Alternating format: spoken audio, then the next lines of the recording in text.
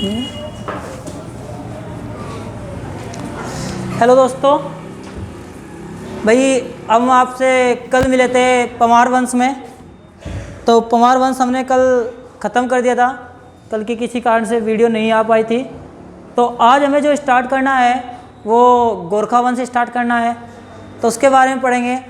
उससे पहले समझते हैं कि गोरखा वंश कैसे आया था। वैसे कल बात हो चुकी थी कि गोरखा वंश कैसे आया उत्तराखंड में। कि पहले कुमाऊँ में महेंद्र चंद को हराया इसने, और फिर गढ़वाल में इसने प्रद्युमन शाह को हरा दिया था। तो इस प्रकार से यहाँ पे गोरखों का शासन होता है। और लगभग गोरखों ने शासन किया था 1790 से लेकर 1815 तक शासन किया था। कहाँ पर? कुमाऊँ में। और 1804 से लेकर 1815 तक शासन किया था उन्होंने गढ़वाल पे। तो पढ़ते हैं आज, समझो फिर आज थोड़ा सा पोर्शन है ये आपका उत्तराखंड है। इसमें इधर कुमाऊँ, इधर गढ़वाल था। ये कुमाऊँ है, इधर गढ़वाल है। कुमाऊँ का अंतिम शासक है महेंद्र चंद,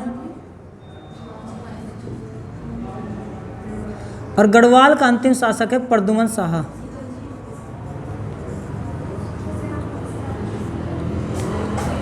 सन 1790 में जब हर्षदेव जोशी के आग्रह पर नेपाल से गोरखे आते हैं। कौन आते हैं? गोरखे आते हैं। तो यहाँ शासन स्टार्ट हो जाता है, महेंद्र चंद को हरा दिया जाता है और शासन शुरू हो जाता है किसका? गोरखों का। तो यहाँ जो शासन होता है वो होता है 1790 से लेकर 1815 तक। कब से कब तक? 1790 से 1815 में। उससे एक साल बाद गोरखे आक्रमण करते हैं 1791 में प्रद्युमन शाह पर। लेकिन प्रद्युमन शाह से ये जीत नहीं पाते हैं, तो एक संधि होती है जिसका नाम है लंगूरगढ़ की संधि। लंगूरगढ़ की संधि। फिर उसके बाद सन 1804 में ये दोबारा से आते हैं गोरखे, और इस बार प्रद्युमन शाह हार जाता है। और 14 मई 1804 को खुड़बुड़ा युद्ध में, कौन से युद्ध में? खुड़बुड़ा युद्ध में प्रद्युमन शाह वीर गति को प्राप्त हो जाते हैं। इतनी बात हमने अभी तक पढ़ी थी यहाँ पे। और यहाँ पर शासन स्टार्ट हो जाता है फिर किसका? गोरखों का। इस पर शासन स्टार्ट होता है भाई गोरखों का। तो यानी गोरखों का यहाँ शासन जो स्टार्ट हुआ था वो मई 1804 से लेकर 1815 तक रहा। क्योंकि 15 के बाद ब्रिटिश आ गए थे। 15 के बाद कौन आ गए थे? ब्रिटिश आ गए थे। तो 1804 से लेकर 1815 तक शासन रहता है गढ़वाल में, और 1790 से लेकर 1815 तक शासन रहता है कुमाऊँ में। यानी कि यहाँ पे तो रहा 25 वर्ष, और यहाँ पर रहा कितने? 10.5 वर्ष। इतनी बात ये पिछला रीजन था। अब बात करेंगे आज गोरखों की, कि गोरखे कौन थे, कैसे इनका नाम गोरखा पड़ा है। ये बात आज हम करते हैं। तो ये आपको स्क्रीनशॉट लेना तो स्क्रीनशॉट ले लेना, और लिखना है तो लिख लेना।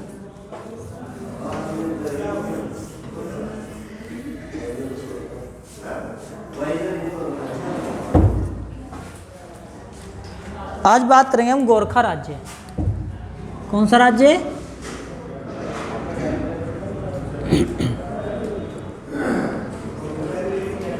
गोरखा राज्य। तो गोरखा राज्य की बात की जाए तो गोरखा राज्य में देखो कैसे पढ़ना है, समझो पूरी बात।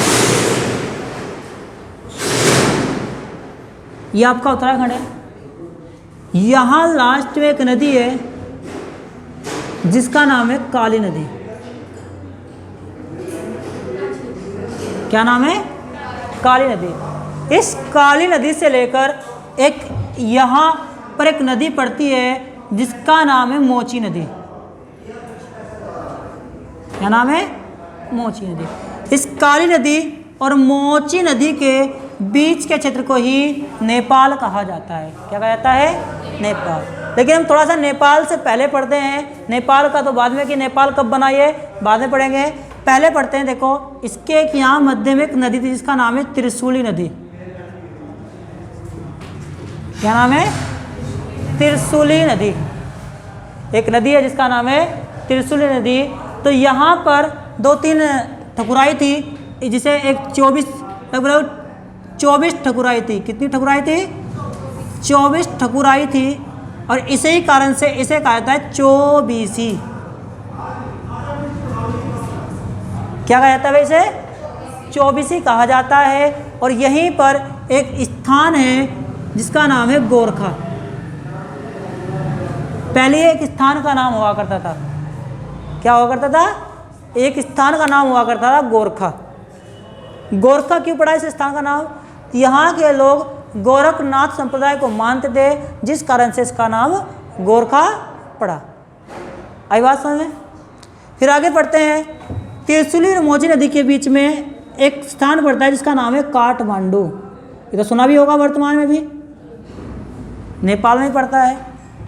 तो इसमें काठमांडू पड़ता है इन दोनों के बीच में। तो हमें काठमांडू की बात नहीं करनी, हमें बात करनी है गोरखा की।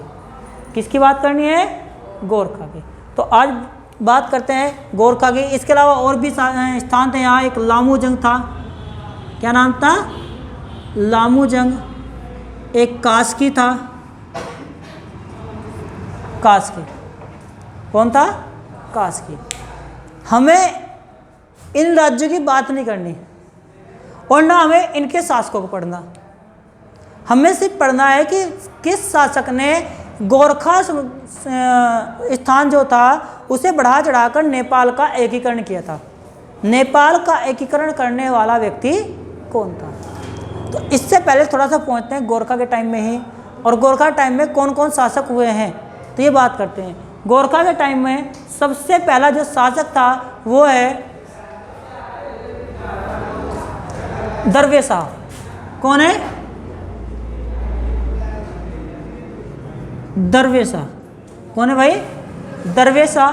दरवे के शाह के बाद पूर्ण शाह, राम शाह, चतरा शाह। दरवे शाह के बाद पूर्ण शाह, चतरा शाह।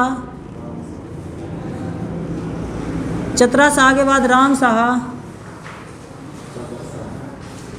चतरा शाह के बाद राम शाह। राम शाह के बाद डबर शाह, कृष्ण शाह, रुद्र शाह। डबर शाह, कृष्ण शाह। कौन?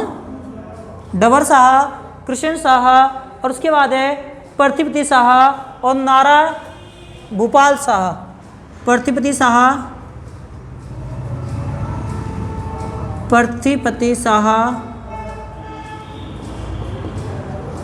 और भूपाल शाह। और इसके बाद एक ऐसा व्यक्ति आता है जिसने नेपाल का राष्ट्रीय एकीकरण किया था। उसका नाम है पृथ्वी नारायण शाह। क्या नाम भाई?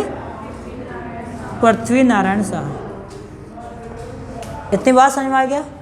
कौन कौन शासक हुए? दरवे शाह, पूर्ण शाह, चत्र शाह, राम शाह, डबर शाह, कृष्ण शाह, पृथ्वी शाह, भोपाल शाह और पृथ्वी नारायण शाह। ये व्यक्ति हुए हैं। पृथ्वी नारायण शाह के बारे में बात करें तो पृथ्वी नारायण शाह के बारे में बात करते हैं।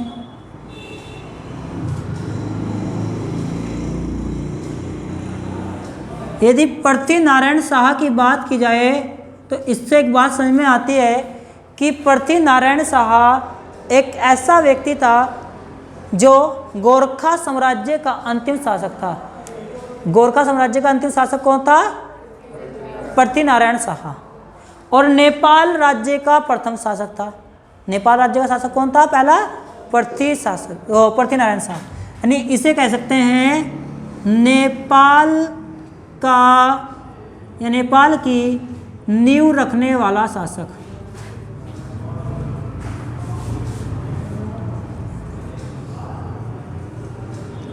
वो कौन है? पृथ्वी नारायण शाह। बात समझ में?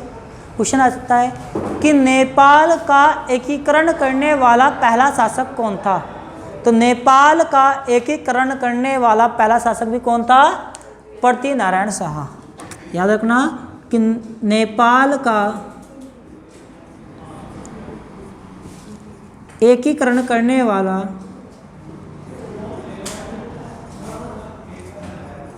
पहला शासक था कौन? पृथ्वीनारायण शाह। इतनी बात समझ में आई होगी सभी के? इतनी बात समझ में आई तो अब स्टार्ट होता है जो नेपाल का राष्ट्रीयकरण हुआ था उसके बाद स्टार्ट होता है पृथ्वीनारायण शाह से ही।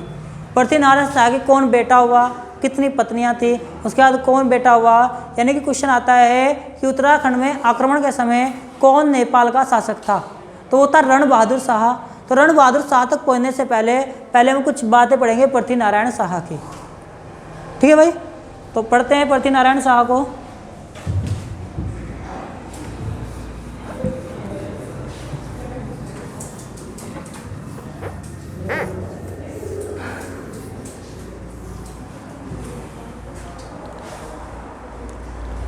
तो पढ़ते हैं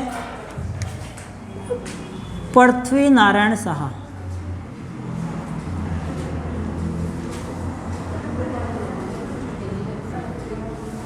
पृथ्वीनारायण शाह की बात की जाए तो पृथ्वीनारायण शाह की दो पत्नियां थी। कितनी पत्नियां थी? दो।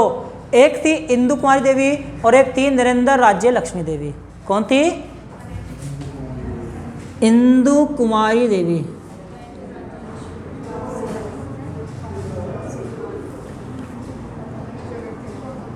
और दूसरी थी नरेंद्र राज्य लक्ष्मी।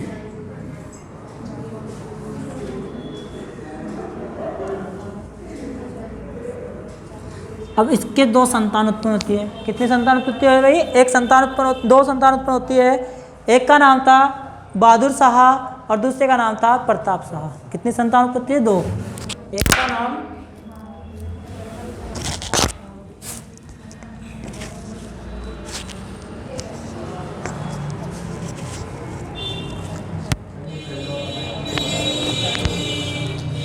एक का नाम था बहादुर शाह। क्या नाम था भाई? बहादुर शाह।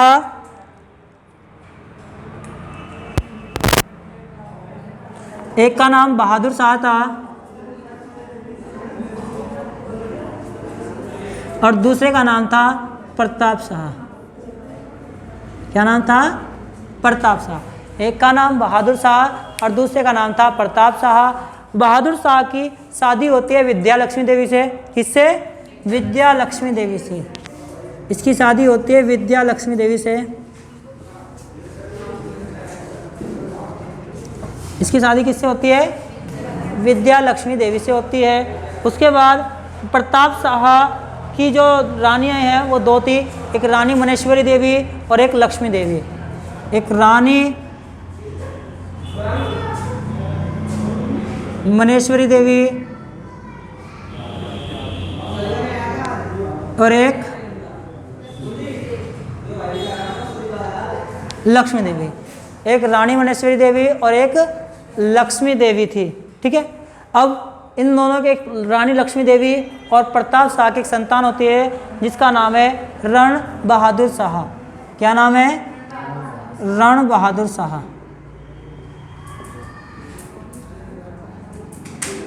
रण बहादुर शाह। रण बहादुर शाह के एक पत्नी थी जिसका नाम है कांतिवती देवी। क्या नाम था? कांतिवती देवी। देखो इसके लिए थोड़ा सा पढ़ लेते हैं पहले ही। रण बहादुर शाह, रण बहादुर शाह जब शासक बना तब वो अल्पवयस्क था। क्या था?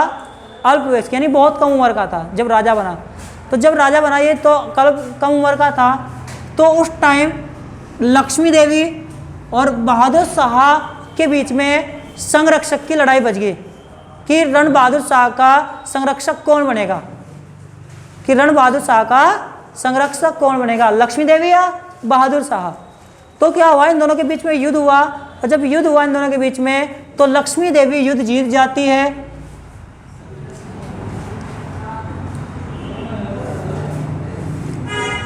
और जब युद्ध जीत जाती है तो संरक्षिका कौन बनती है? लक्ष्मी देवी। लेकिन क्या होता है, कुछ दिनों बाद लक्ष्मी देवी की मृत्यु हो जाती है और उसके बाद रण बहादुर शाह का जो संरक्षक है वो बनता है बहादुर शाह।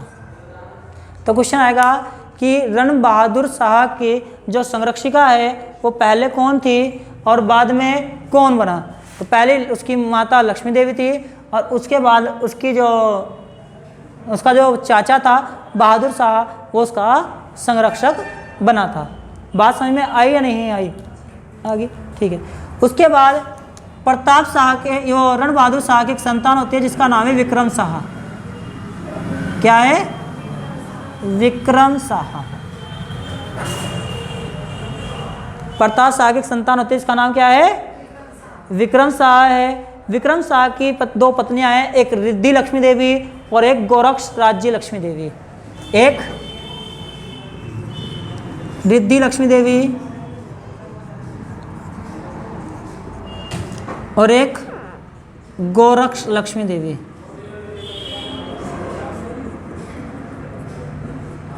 और एक संतान उत्पन्न होती है जिसका नाम है राजेंद्र विक्रम शाह। क्या है? राजेंद्र विक्रम शाह।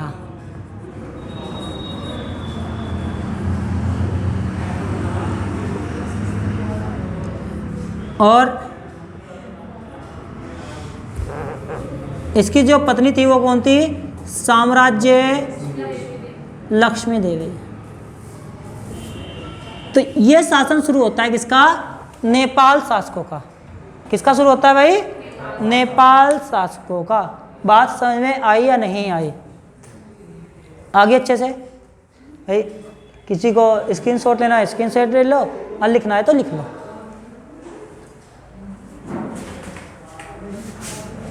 ठीक है। था लक्ष्मी देवी थी। क्या नाम था? लक्ष्मी देवी। लक्ष्मी देवी का अगर नाम ये होने का कारण ये हो सकता है कि भाई राज्य लक्ष्मी देवी, विद्या लक्ष्मी देवी, रिद्धि लक्ष्मी देवी, गोरक्ष लक्ष्मी देवी और साम्राज्य लक्ष्मी देवी, ये अपनी यहाँ की जितनी भी मतलब लेडीज हैं उन्हें सबसे ऊपर मानते होंगे और वो नाम सबका एक ही रहते थे, लक्ष्मी देवी। जैसे आजकल हमारे मतलब आज से पहले कुछ दिन पहले हमारे यहाँ एक ट्रेंड था नाम रखने का, रामपाल, राजपाल, श्यामपाल, सतपाल, यानी कि सबसे ज़्यादा क्या आते थे? पाल आते थे। तो वो एक ट्रेंड था। तो इसी प्रकार से यहाँ भी ट्रेंड होगा कुछ लक्ष्मी देवी का नाम रखने का। ये सबसे ज़्यादा मतलब जो महिलाएं हैं उन्हें सबसे ऊपर मानते होंगे तो इसलिए लक्ष्मी देवी नाम रखते हैं। बात इतनी समझ में आई या नहीं आई? चले आगे। तो आगे चलते हैं। आगे चलते ही हम पहले देखो यहीं कहीं पढ़ लेते हैं प्रताप शाह। क्या पढ़ते हैं? प्रताप शाह। प्रताप शाह एक ऐसा शासक था जिसकी मृत्यु चेचक से हुई थी। किससे हुई? चेचक।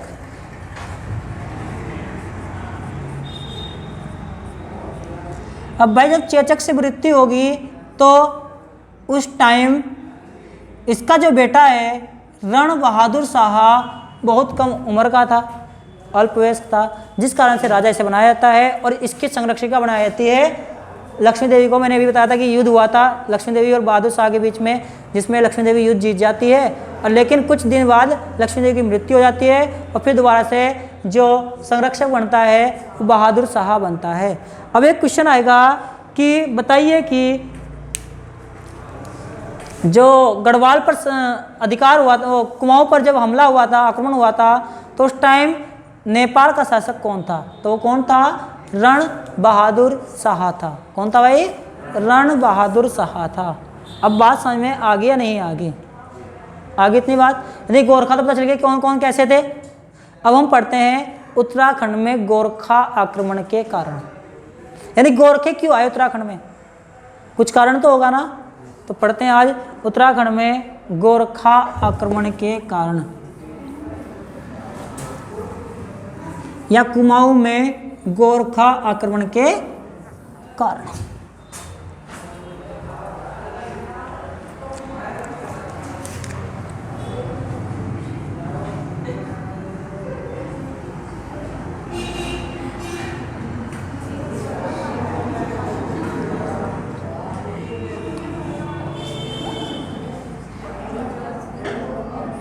उत्तराखंड में गोरखा आक्रमण के कारण क्या क्या आक्रमण के कारण रहे होंगे?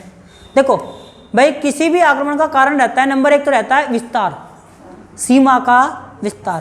तो क्या सोच रहे थे गोरखे कि भाई अब हमें अपने सीमा का विस्तार करना चाहिए। हमें, आप सभी को पता है कि इधर उत्तराखंड था और इधर नेपाल था, और इसके बीच में कौन सी नदी थी? काली नदी। तो जो गोरखे थे वो इस काली नदी से इधर जाना चाह रहे थे। तो पहला कारण है सीमा का विस्तार। किसका विस्तार? सीमा का विस्तार, यानी गोरखे अपनी सीमा का विस्तार करना चाहते थे। क्या करना चाहते थे भाई? अपनी सीमा का विस्तार करना चाहते थे। बात समझ में आई या नहीं आई? चले आगे, पक्का? ठीक। अब आपको पता है जब महेंद्र चंद चल रहा था यहाँ पर सन 1790 में, या गोरखा गढ़वाल में पवार वंश में जो प्रद्युम्न शाह चल रहा था, तो वहाँ कौन सा दौर आ चुका था? अराजकता का दौर आ चुका था। यानी कि जनता ये चंदों से खुश नहीं थी, जनता चंदों से खुश नहीं थी, अपने राजा से खुश नहीं थी। तो दूसरा कारण था चंदों में अराजकता का दौर। चंदों में अराजकता का दौर, यानी कि चंद अब टूटते चले गए थे अलग अलग, और जनता इनसे रूठ गई थी, मतलब जनता इनसे इतनी खुश नहीं थी। तीसरा कारण है राजकोष खाली हो जाना।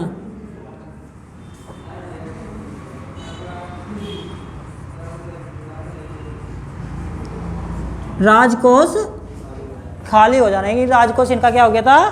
खाली हो गया था। और चौथा कारण क्या है? आमंत्रण। किसका? हर्षदेव जोशी का। हर्षदेव जोशी का आमंत्रण। आप सही को पता है हर्षदेव जोशी को क्या कहा जाता है भाई? कुमाऊं का चाणक्य कहा जाता है। कुमाऊं का चाणक्य कहा जाता है हर्षदेव जोशी को, जबकि काली कुमाऊं का शेर कहा जाता है हर्षदेव ओली को। विभीषण भी इसे ही कहा जाता है, विभीषण भी इसे ही कहा जाता है। तो हर्षदेव जोशी को कुमाऊं का चाणक्य भी कहा जाता है। आगे बात समझ में? ठीक है, आगे पढ़ते हैं। एक और मुख्य कारण था कि भाई कभी इनकी लड़ाई बजी होगी चंदों की और गोरखों की, छोटी मोटी काली नदी के कारण से। तो चंदों में पुरानी दुश्मनी, चंदों व गोरखों के बीच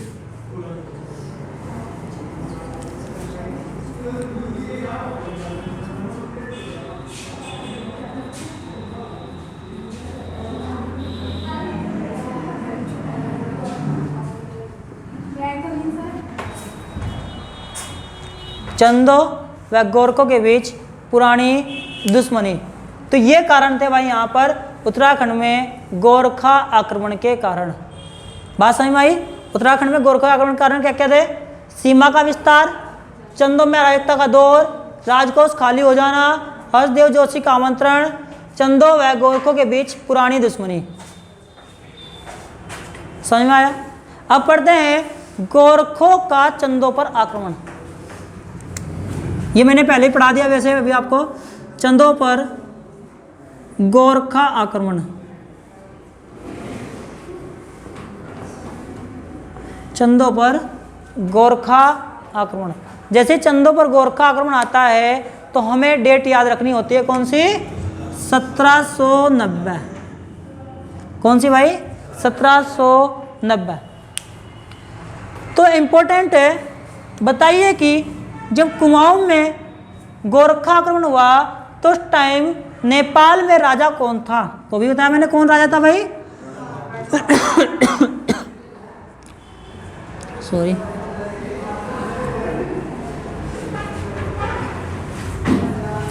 रण बहादुर शाह। कौन था? रण बहादुर शाह शासक था। कहाँ? नेपाल में। जब क्या हुआ? गोरखा आक्रमण हुआ। जब गोरखा आक्रमण हुआ तो कौन शासक था? रण बहादुर शाह था। संरक्षक कौन था? अभी बताया मैंने, बहादुर शाह, जो किसका चाचक था। क्या था? चाचा। क्या था इसका? चाचा।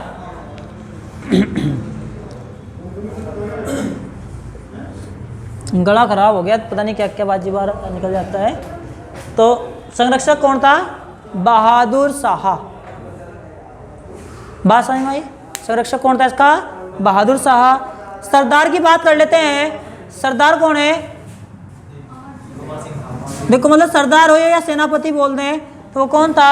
एक अमर सिंह थापा, हस्तिदल चौतरिया और बताओ, जगजीत पांडे, जोगामल, जोगा नारायणमल, ये सारे कौन थे यहाँ पर? सरदार थे। तो सबसे इंपॉर्टेंट तो है अमर सिंह थापा, भैरव सिंह थापा, ये सब इसी के साथ थे भाई। हस्तिदल चौतरिया,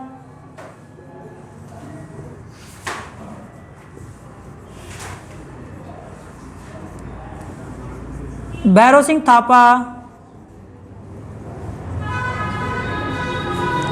ये सब शासक थे। कौन?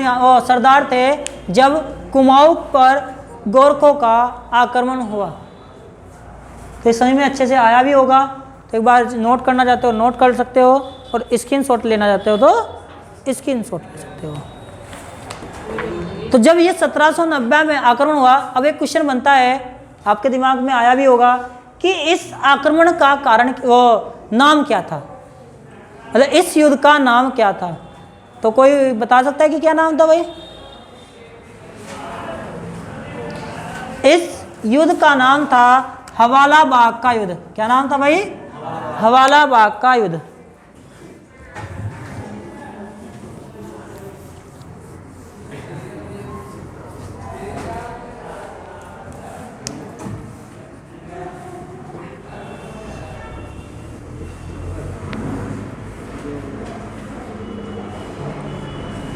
हवाला बाग का युद्ध, जब हवाला बाग का युद्ध था जो, वो हुआ था सन 1790 में। कब हुआ? 1790 में हुआ था। जब ये सन 1790 में हुआ था तो इसमें कौन कौन व्यक्ति थे समझो। देखो, चंद वर्सेज गोरखे, इधर से तो कौन था? महेंद्र चंद, और इधर से कौन था भाई? अभी बताया मैंने, बताओ कौन था? अमर सिंह थापा या भैरव सिंह थापा, कोई भी गोरखा आक्रमण थे वाले थे, जो भी मतलब गोरखा के जो सरदार थे वो थे यहाँ पर, कहाँ? युद्ध में, यानी गोरखा थे। इधर से महेंद्र चंद और इधर से कौन था? गोरखे थे। इतनी बात समझ में आई होगी या नहीं आई? आई ना? चले आगे। अब भाई कोई भी राजा बनता है, अब यहाँ शासन शुरू हो गया किसका? गोरखों का। सन 1790 से बाद में यहाँ शासन किसका शुरू हो जाता है? गोरखों का शुरू हो जाता है। जब गोरखों का शासन शुरू हुआ तो होता क्या है कि सबसे पहले जो यहाँ करते हैं वो करते हैं कुमाऊं में पहला ही बंदोबस्त करते हैं, यानी कि गोरखा बंदोबस्त उसे बोला जाता है, यानी भूमि बंदोबस्त करते हैं। पहले क्या करते हैं? भूमि बंदोबस्त। तो कुमाऊं में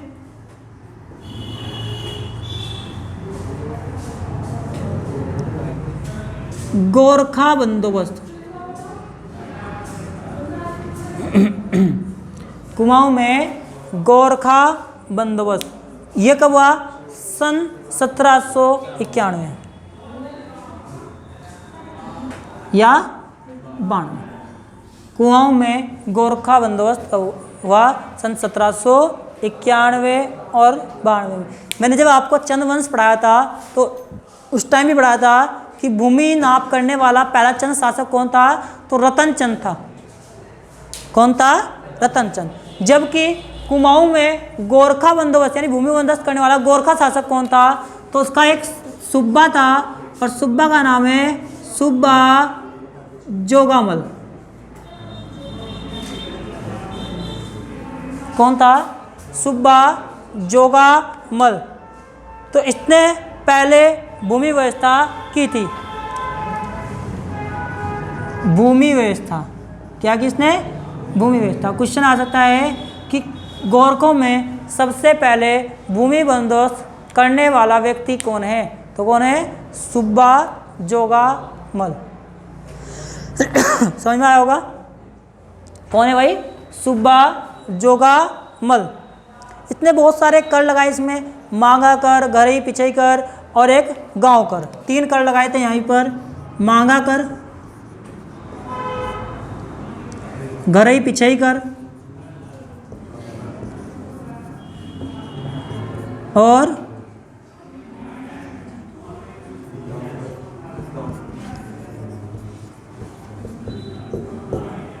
गांव कर। मांगा कर, घरई पिछई कर और गांव कर, ये 3 कर लगाए थे। मांगा कर जो है वो 1 रुपये में लिया जाता था। कितना? 1 रुपया। ये 2 रुपये और ये 1 रुपया। और प्रत्येक 20 नाली पर लिया जाता था। प्रत्येक 20 नाली पर ये लिया जाता था, प्रत्येक 20 नाली पर। ये नौजवानों पर लिया जाता था और ये वयस्कों से लिया जाता था। यानी जो वयस्क मतलब जवान हो जाते हैं वो भी वयस्कों से लिया जाता था। और वैसे ये घरई पिछई जो कर है पूरा ये लिया जाता था परिवार से। किससे? परिवार से बोल सकते हो आप। आगे बात समझ में भाई? तो ये उत्तराखंड में या कुमाऊं में गोरखा शासन शुरू होता है। इससे अगली बात क्या आएगी, किस प्रकार से यहाँ के जो सूबे हैं वो पढ़ेंगे कल। अब मिलेंगे थोड़ी देर बाद हम किसमें? हिंदी में। ठीक है भाई, अच्छे से समझ में आया होगा सभी के। यदि कुछ समझ में नहीं आया तो अपना कमेंट में पूछ लियो। और भाई ऑफलाइन क्लास में पूछना है आके तो ऑफलाइन क्लास में पूछ सकते हो। ऑफलाइन क्लास है हमारी UK youth academy Laksar Lilavati complex में, पेट्रोल पंप के पास, बालावाड़ी तिराहे पे आगे निकल कर। ठीक है, बालावाड़ी रोड पे। तो अब मिलते हैं कल और अब 2-4 मिनट बाद मिलेंगे हिंदी में।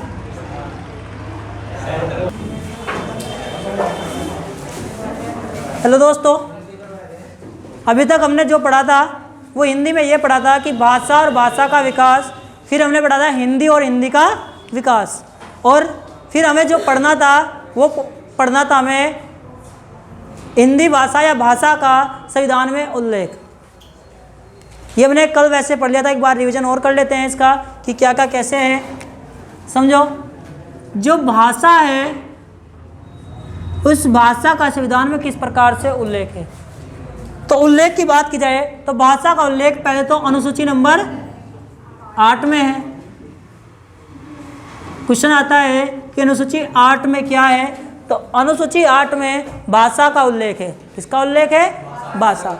जब संविधान बना था 26 नवंबर सन 1949 को जब संविधान बना तो तब इस अनुसूची में कितनी भाषाएं थी? 14 भाषा थी। क्वेश्चन आ भी सकता है कि मूल संविधान में कितनी भाषाएं थी? 14 भाषा थी। कितनी भाषा थी भाई इसमें? 14 भाषा थी। जबकि वर्तमान में कितनी भाषाएं हैं? 22 भाषाएं हैं।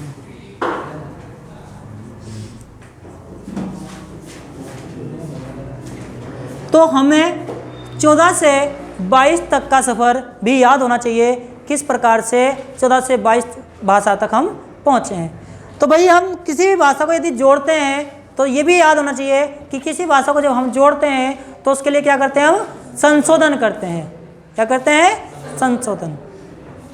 तो जब संशोधन करते हैं तो इसमें 3 संशोधन हुए। पहला संशोधन 21वां संविधान संशोधन,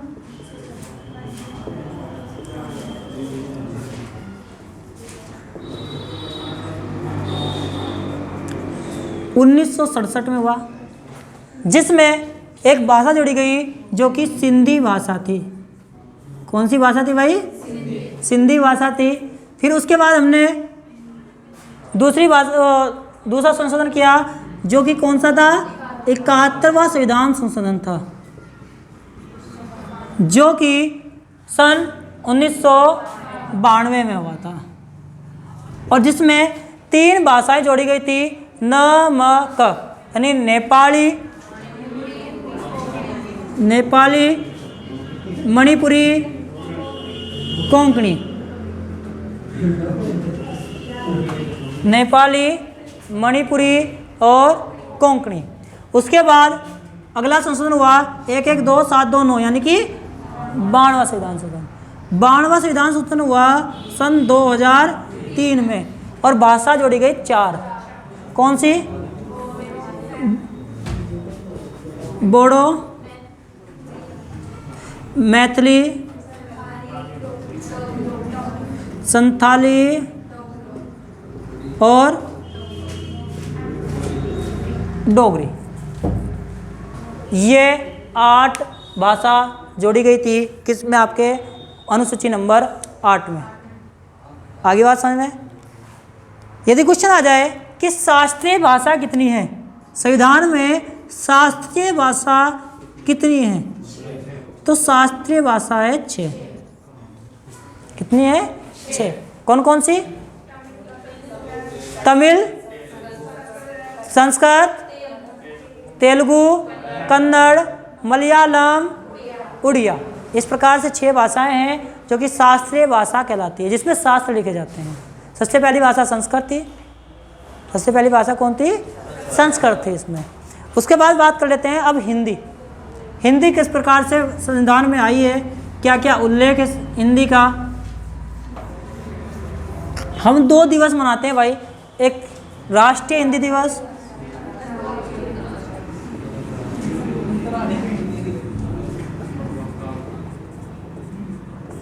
और एक अंतर्राष्ट्रीय हिंदी दिवस।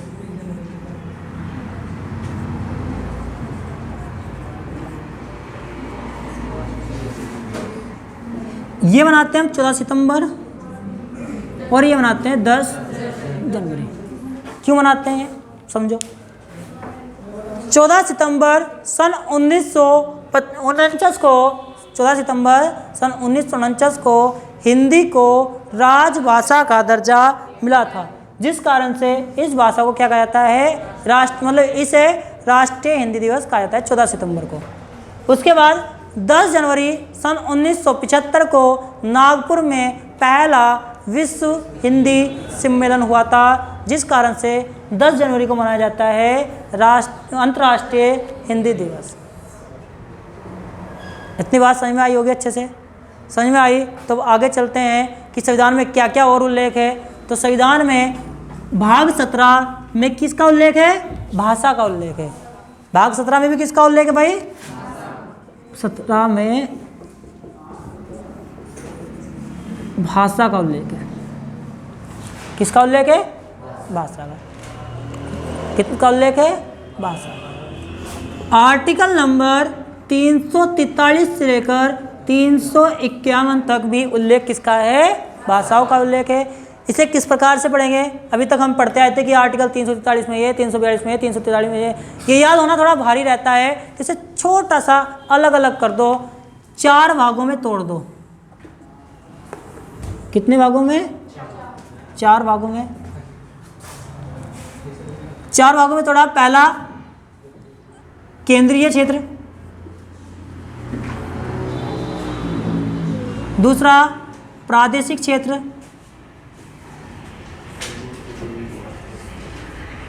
तीसरा है आपका एससी को मतलब सुप्रीम कोर्ट और हाई कोर्ट, सुप्रीम कोर्ट और हाई कोर्ट, और चौथा पॉइंट है आपका भाग है इसका निर्देश। इसे अध्याय 1 बोलते हैं, इसे अध्याय 2, इसे अध्याय 3, इसे अध्याय 4। बात समझ में आई होगी सभी के। अब इसमें आर्टिकल रखो कौन कौन से आते हैं। देखो इसमें आर्टिकल नंबर 343, 344, इसमें आर्टिकल 345, 346, 347, इसमें आर्टिकल 348 और 349, और इसमें आर्टिकल 350 और 351। केंद्र की बात है तो केंद्र की ही बात होगी। इसमें केंद्र की बात है तो केंद्र की ही बात होगी। 343 में क्या होगा कि संघ की राजभाषा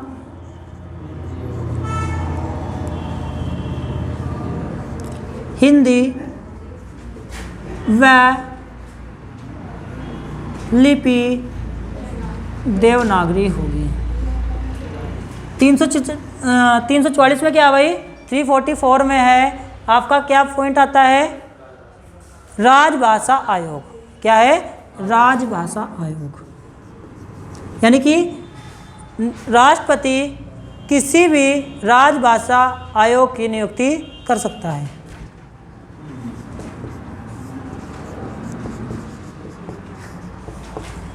राजभाषा आयोग।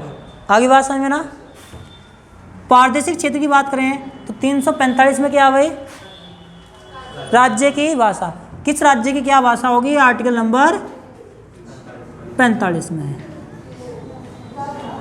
46 में क्या है, 46 में बातचीत की भाषा, यानी कि राज्य और संघ और राज्य के बीच में जो बातचीत होगी या वार्तालाप होगी उसकी क्या भाषा होगी, वो आर्टिकल नंबर 346 में है। राज्य व संघ और राज्य के बीच वार्तालाप की भाषा।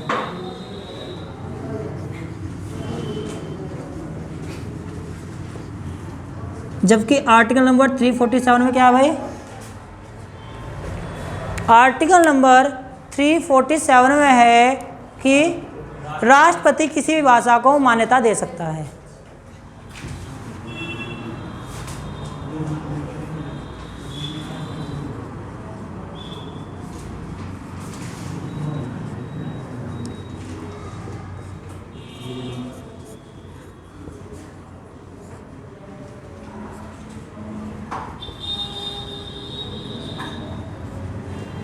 जबकि 348 में क्या है, आर्टिकल नंबर 348 में क्या है, सुप्रीम कोर्ट और हाई कोर्ट की भाषा। यानी सुप्रीम कोर्ट और हाई कोर्ट में किस भाषा का उल्लेख करते हैं या किस भाषा में काम कर सकते हैं। जबकि 349 में क्या है,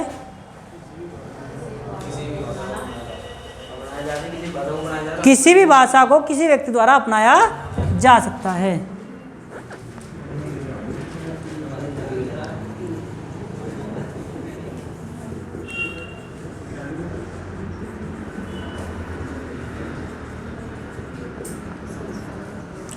जबकि आर्टिकल नंबर 350 में है क्या, शिकायत किसी भी भाषा में की जाती है सकती है।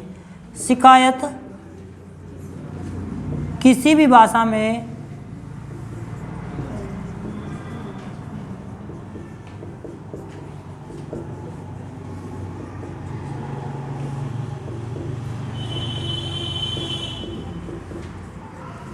की जा सकती है। उसके बाद आर्टिकल नंबर 351 में है हिंदी के प्रचार प्रसार के लिए निर्देश। वो कौन से आर्टिकल में है, 351। हिंदी के प्रचार प्रसार में या प्रचार प्रसार के निर्देश, यह है आर्टिकल नंबर 351 में। अच्छे से समझ में भी आया होगा आप सभी के, याद भी हो गया होगा। याद करो, पहले वाले में केंद्रीय है, यानी कि 343 संघ की राजभाषा हिंदी और लिपि देवनागरी बताता है। जबकि 344 बताता है कि राजभाषा आयोग है। उसके बाद 45 बताता है कि किसी राज्य की भाषा। 46 बताता है कि किसी राज्य और संघ या राज्य के बीच की वार्तालाप की भाषा। 47 बताता है कि राष्ट्रपति किसी भी भाषा को मान्यता दे सकता है। 48 बताता है कि सुप्रीम कोर्ट और हाई कोर्ट की भाषा क्या है। और 349 बताता है किसी भी भाषा को अपनाया जा सकता है। और 350 बताता है कि शिकायत किसी भी भाषा में की जा सकती है। जबकि 351 बताता है कि हिंदी के प्रचार या प्रसार के लिए निर्देश दिए जाते हैं। अब दो आर्टिकल हैं जो इनसे अलग हैं, आर्टिकल नंबर 120 और आर्टिकल नंबर 210। ठीक है, 120 और 210। देखो 120 में याद रखना है कि लोकसभा की भाषा क्या होगी या केंद्रीय सदन की भाषा क्या होगी। लोकसभा की भाषा क्या होगी। जबकि 210 कहता है कि विधानसभा की भाषा क्या होगी।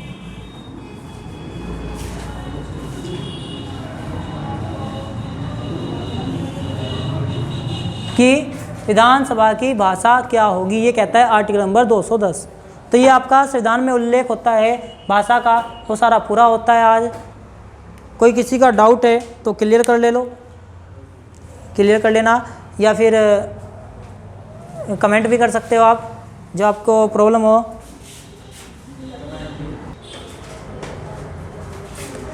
तो भाई आज हम जो चैप्टर पढ़ते हैं वो चैप्टर है आज वर्णमाला।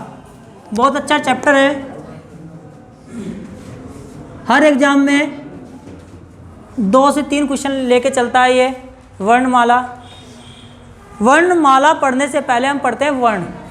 क्या पढ़ते हैं? वर्ण। क्या पढ़ते हैं भाई? वर्ण।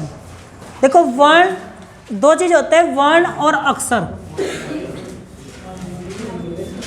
वर्ण और अक्षर, इन दोनों में क्या अंतर है?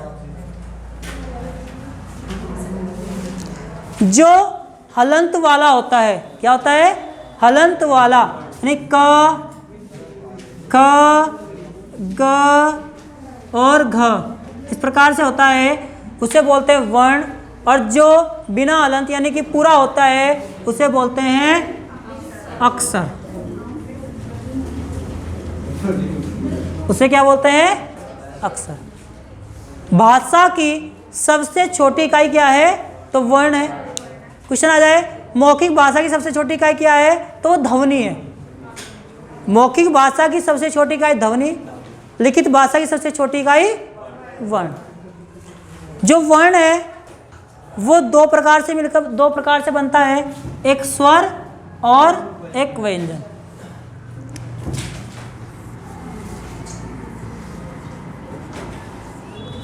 स्वर और व्यंजन। अब बात आती है वर्णमाला।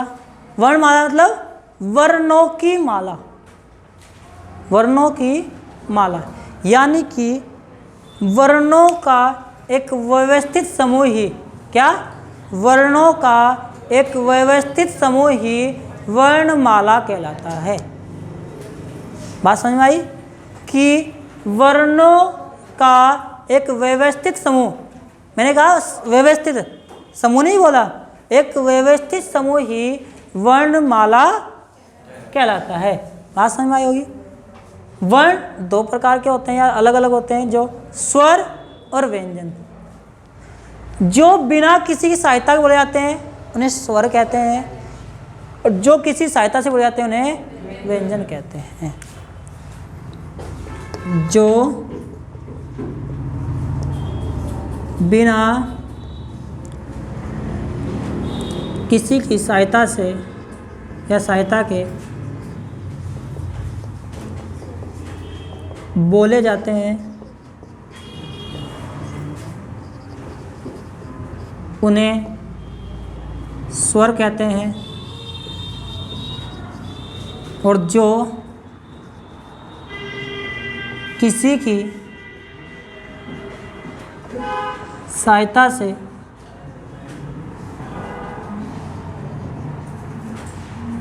जाते हैं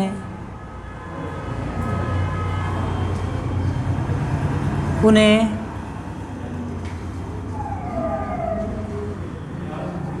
व्यंजन कहते हैं। आगे बात समझ में? जो वर्णमाला होती है आपकी वो उच्चारण के अनुसार ज़्यादा होती है, लेखन के अनुसार कम होती है, लेकिन हम जो लिखते हैं वो लेखन के अनुसार लिखते हैं। तो हम जो पढ़ेंगे आज वो पढ़ेंगे उच्चारण के अनुसार। इसके अनुसार? उच्चारण के अनुसार। उच्चारण के अनुसार जो स्वर होते हैं वो 11 होते हैं, जबकि लेखन के अनुसार जो स्वर होते हैं वो 13 होते हैं। क्वेश्चन आता है स्वर की संख्या कितनी है? तो 11। उच्चारण के अनुसार कितने हैं? 11। कुल कितने हैं? वो लेखन के अनुसार कितने हैं? 13।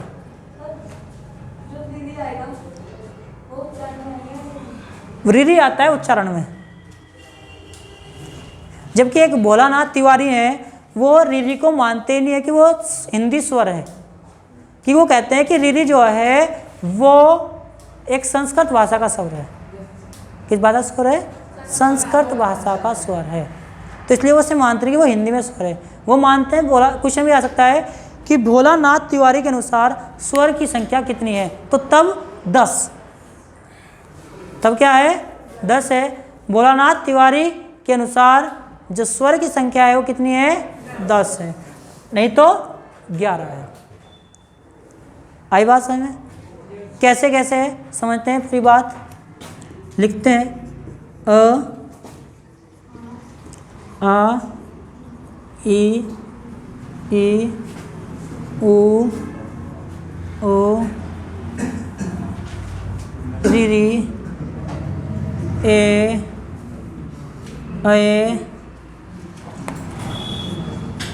ओ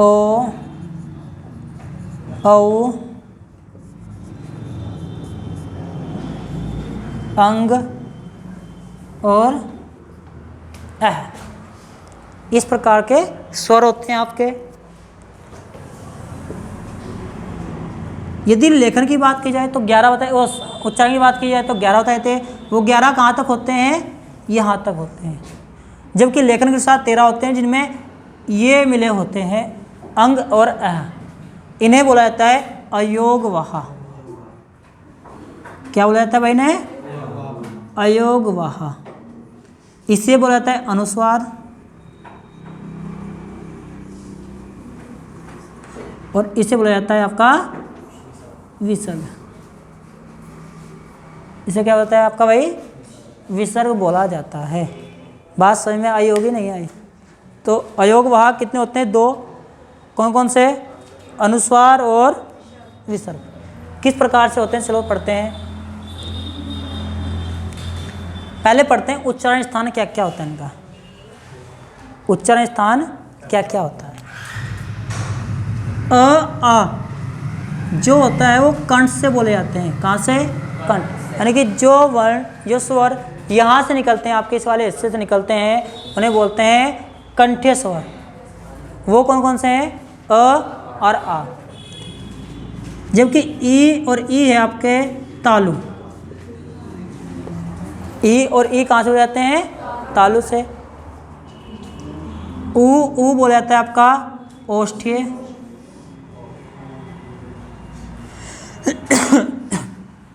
रीरी आपका मूर्धन्य। ए और अय है आपका कंठ तालव्य। क्या भाई है, कंठ तालव्य। जबकि ओ और औ है कंठोष्ठ्य। अब बात आती है, क्या अंग अह कहीं से बोले नहीं जाते भाई? बोले तो जाते होंगे ना। उच्चारण स्थान तो होगा। क्वेश्चन में पूछा जा सकता है कि अंग और अह का उच्चारण स्थान क्या है। एक क्वेश्चन आया था कि अनुस्वार का उच्चारण स्थान क्या है, जो कि राजस्थान में आया था। तो क्या आंसर होगा इसका, नहीं, कंठ। ये कंठ से बोले जाते हैं। कहाँ से बोले जाते हैं भाई, ये कंठ से बोले जाते हैं। कहाँ से बोले जाते हैं, ये कंठ से बोले जाते हैं।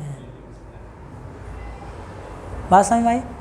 अ आ कंठ्य, ई तालु, उ ओष्ठ्य, री मूर्धन्य, ए अय कंठ तालव्य, ओ औ कंठोष्ठ्य और अंग अह कंठ्य। अब इन्हें कंठोष्ठ्य और कंठ तालव्य क्यों कहा जाता है? क्योंकि ये एक संयुक्त स्वर है, 2 स्वर से मिलकर बने हुए हैं। किस प्रकार से मिलते हैं, देखो। जो ओ है वो किस किस प्रकार से बना था, अ प्लस ऊ से मिला है। अ प्लस ऊ से मिलकर बना है। अ क्या है भाई आपका, कंठ, और ऊ क्या है आपका, ओष्ठ्य। तो इसी कारण से इसे क्या कहता है, कंठोष्ठ्य कहा जाता है। क्या कहा जाता है इसे, कंठोष्ठ्य कहा जाता है। और इसी प्रकार से जो आपका ए बना है वो है अ प्लस ई से। अ आपका क्या है, कंठ, और ई है आपका तालु। तो इसी कारण से इसे बोला जाता है कंठ तालव्य। इसे क्या बोला जाता है भाई, कंठ तालव्य। बात समझ में आई या नहीं आई? आगे तो इसे नोट करना चाहते हो नोट कर लो, नहीं करना चाहते ठीक है। चले आगे। अब स्वर के प्रकार की बात करेंगे। किसकी, स्वर के प्रकार की बात।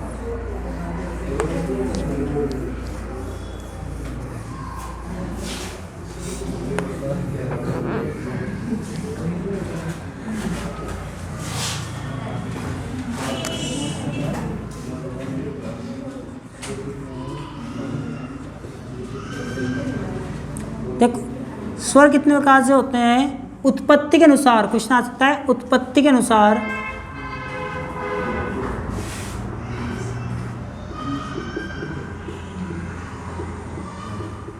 स्वर के प्रकार। तो ये होते हैं दो प्रकार के। कितने प्रकार के? दो। एक मूल स्वर और एक संधि स्वर। एक मूल स्वर और एक संधि स्वर। एक मूल स्वर और एक आपका संधि स्वर। मूल स्वर क्या होते हैं? जिनकी उत्पत्ति पहले हुई हो, वो किसी से मिलकर नहीं बने हो। जबकि संधि स्वर क्या होते हैं? जो किसी से मिलकर बनते हैं। मूल स्वर होते हैं संख्या में 4। कितने होते हैं? 4। अ, ई, उ और री। ये 4 होते हैं संख्या में मूल स्वर। अब क्वेश्चन आता है संधि स्वर कितने होते हैं? संधि स्वर होते हैं 7। कितने? 7। और 2 भागों में बटे होते हैं। कितने भागों में? 2। एक दीर्घ स्वर और एक संयुक्त स्वर।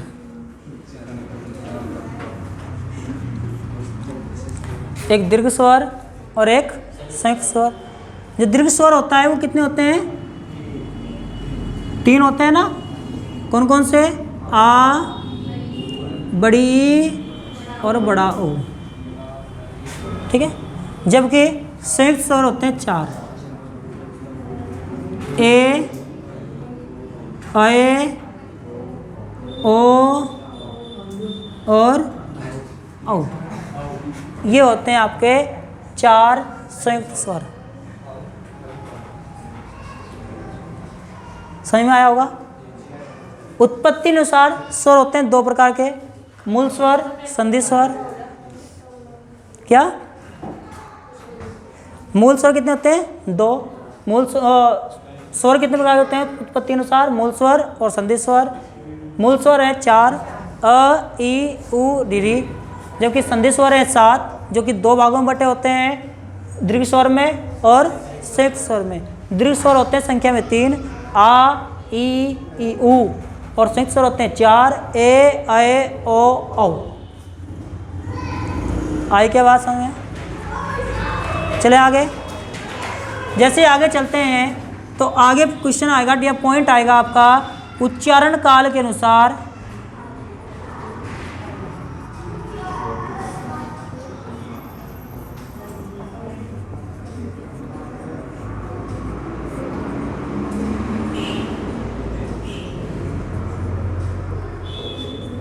उच्चारण काल के अनुसार स्वर के प्रकार या मात्राओं के अनुसार स्वर के प्रकार।